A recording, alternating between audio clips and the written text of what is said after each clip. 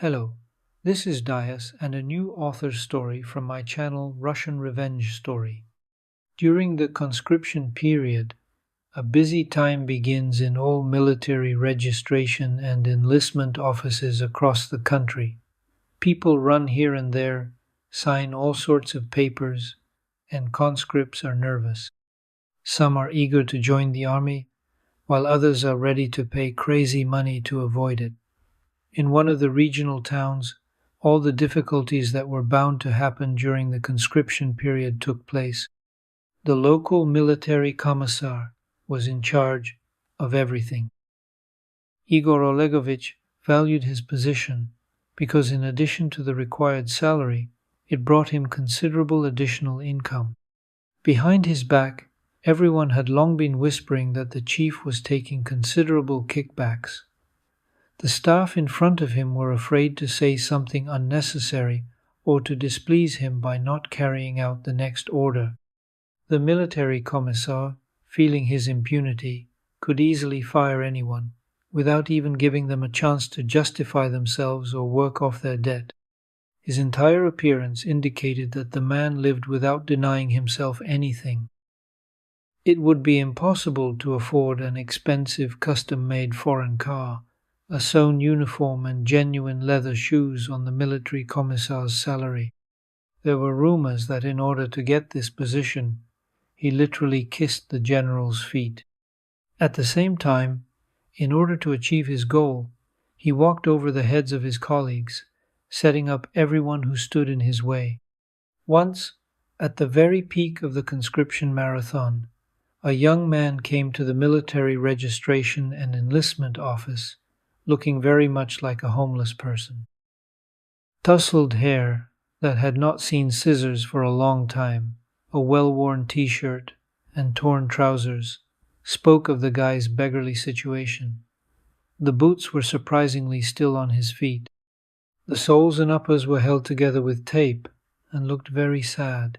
The sergeant standing at the entrance, seeing such a ragamuffin, stood in his way. "You can only come here with documents. You are not allowed to enter without a passport, and you probably don't have one. Go where you were going," the soldier said sternly. But, to his surprise, the guy immediately pulled out a passport from somewhere and proudly showed it. The sergeant had nothing to say to this, and he reluctantly let the ragamuffin into the room. When the young man in old, shabby clothes told the draft board that he wanted to join the airborne troops, there was a pause in the military registration and enlistment office. Having looked at the guy with disgust, the officer, who was obviously the senior one, said, "We haven't taken homeless people into the elite troops yet. You've gone completely crazy. God willing, you would be taken to the construction battalion. Most likely, you will fail at the first medical examination. You probably brought a bunch of diseases from the street. Get out of here. You will infect everyone here." But the guy was not ready to give up so easily. He decided to achieve his goal at all costs. "Is appearance so important? I have been preparing for a long time and can stretch at least 100 times, and I can do push-ups for speed. I can meet any standards, and I have never been sick with anything." Realizing that it was not so easy to get rid of the persistent guy, the same officer said, "Go to the second floor. The military commissar's office is there. If he takes you, no problem." Knowing their leader, they were sure that he would throw out the beggars by the necks in a couple of minutes.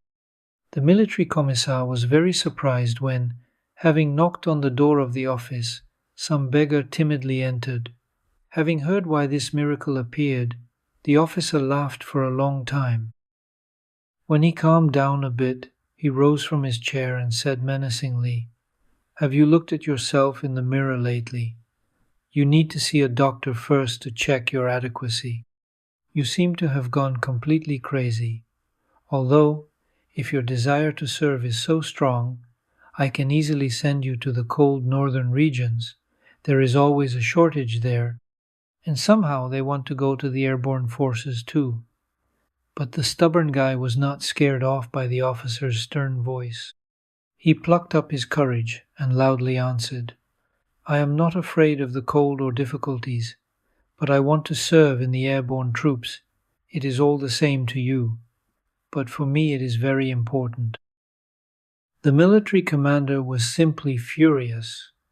He was already mentally calculating the amounts that the rich guys had probably prepared behind the doors of his office to save his favorite rich kids from serving.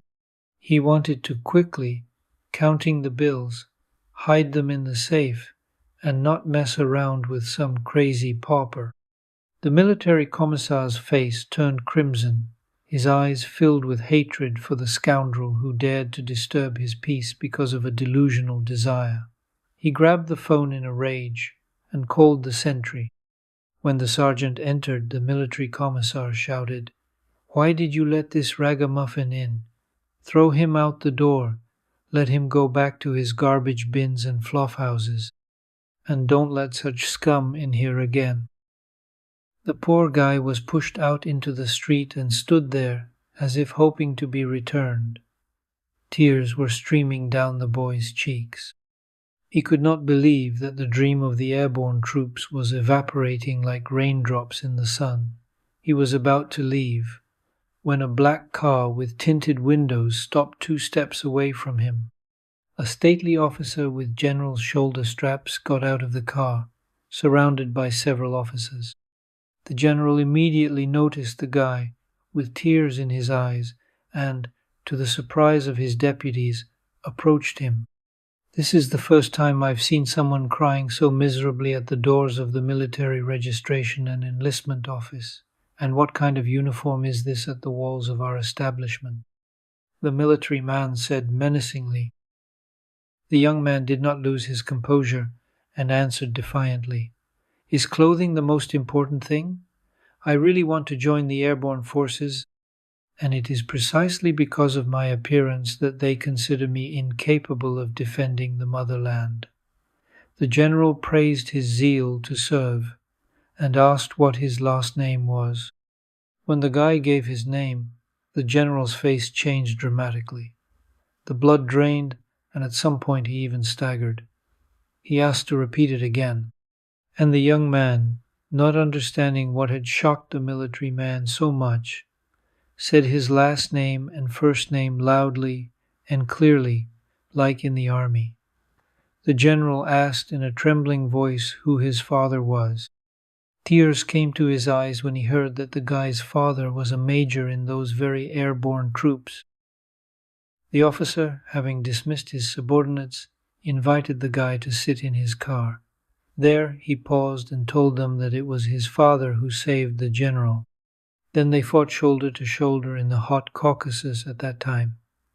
Then, of course, he did not yet have such significant stars on his shoulder straps and was an ordinary officer. That day, a whole group of militants surrounded their platoon and tried to destroy them.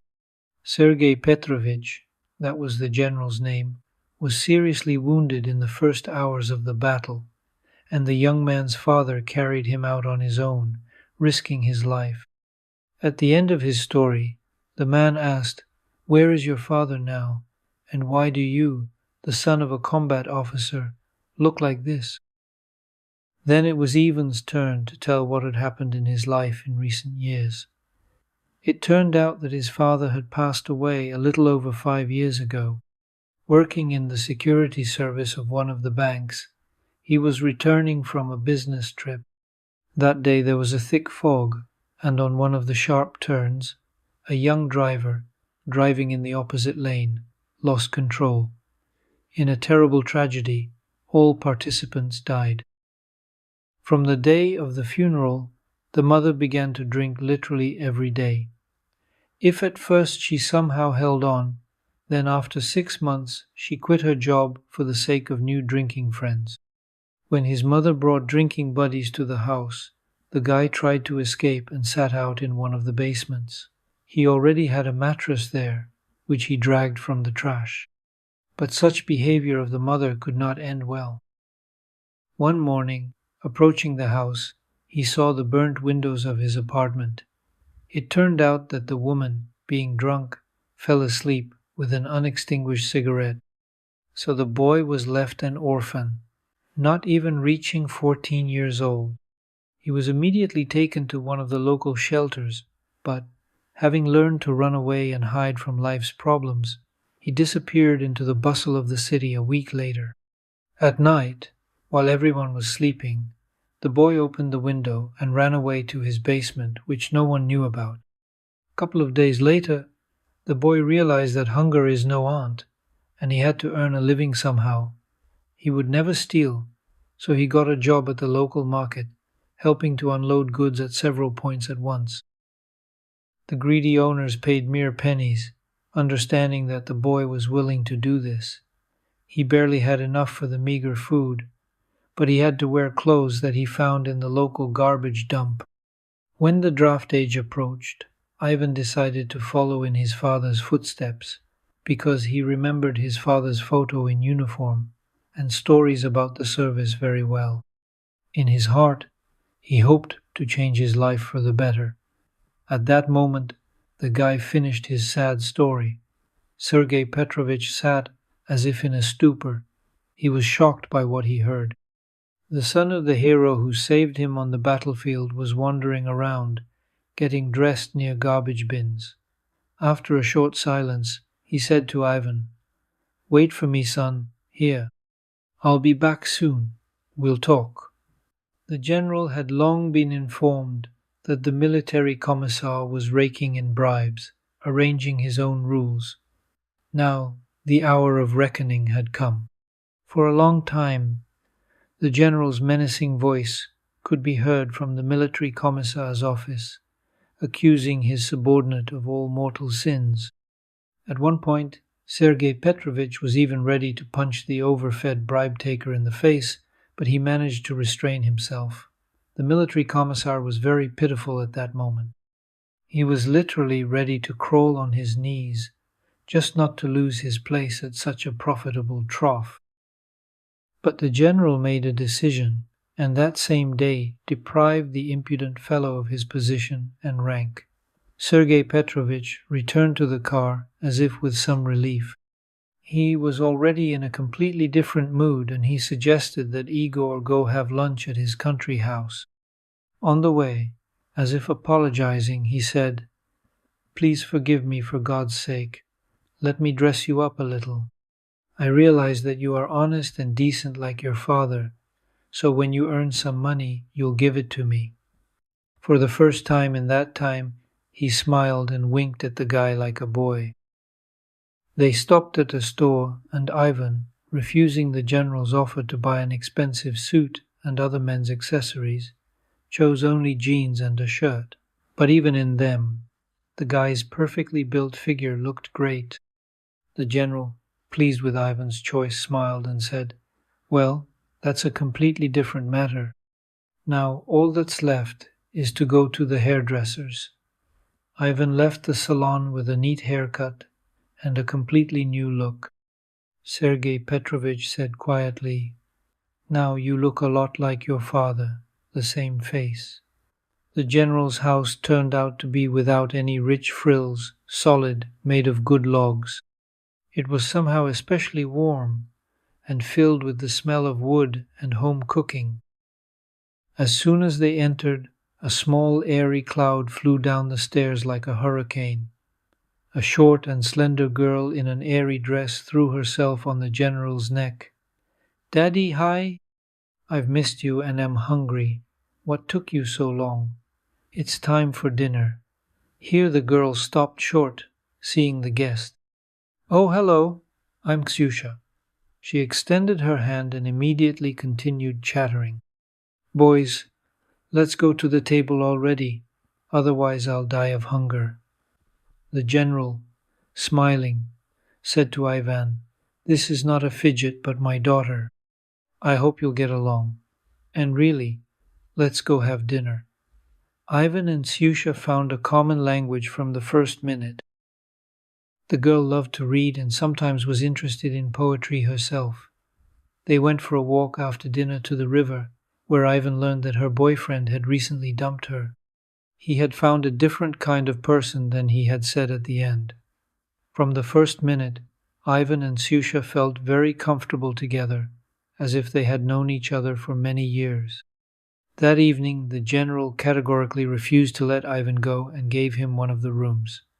"Understand, I owe your father my life, and I am used to paying off debts. So live in our house for now, and I will help you make your dream come true."